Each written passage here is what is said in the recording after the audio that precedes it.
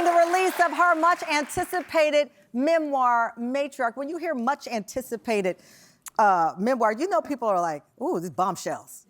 Yeah. Gonna tell it all. Did you hold back anything?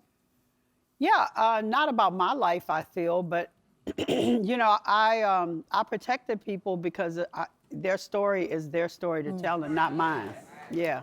I love that you said that because in the book you do specifically say social media can be a challenge. Yes. You talk about what Blue Ivy experienced. You talk about strangers criticizing her, but you also say, you mess with my grandchildren, I'm coming. Yeah.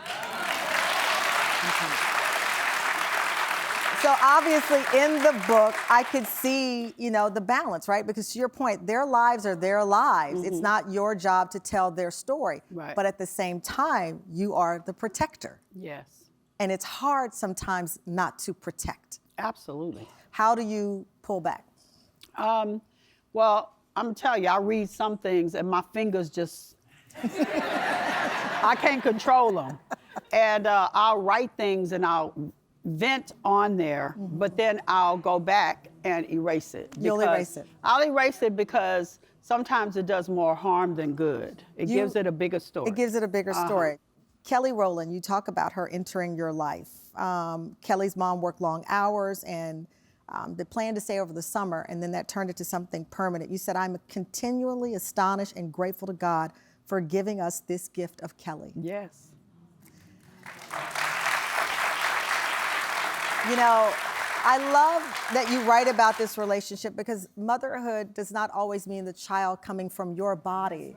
There are many definitions of a matriarch in the family. Yes. And taking this young woman into your life and seeing her as your daughter, I think that is so empowering, having gone through IVF at 100 years old myself and having women who were not my mom root for me. That's right. I thought that was a beautiful example of how the matriarch is many things. Thank you. Well, you know, it is many things, and I have so many kids that bring me so much joy, and they, you know, it's a never-ending thing with kids who their mother might be gone. They might have passed on, or they just didn't have a great experience with their mother. Yeah.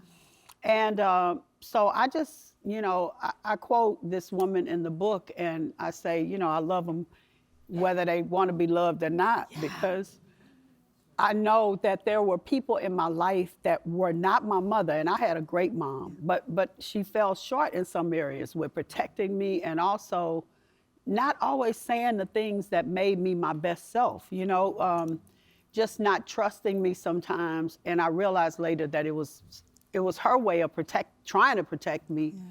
But you don't always get everything from your mother. I got that trust, and I got that somebody telling me I could do anything from somebody else. Yes. And if I wouldn't have had that, I wouldn't be sitting here today. Wow. When we come back, Ms. Tina is sharing how she turned her hair salon into a multi-million-dollar business over the decades, and what does the future look like for a woman who seemingly has done it all and has it all. More with Tina Knowles after the break. Coming up, see the surprise that got the Tam fam on their feet and left Tina Knowles with tears of joy. Seeing my kids, like, that's the best.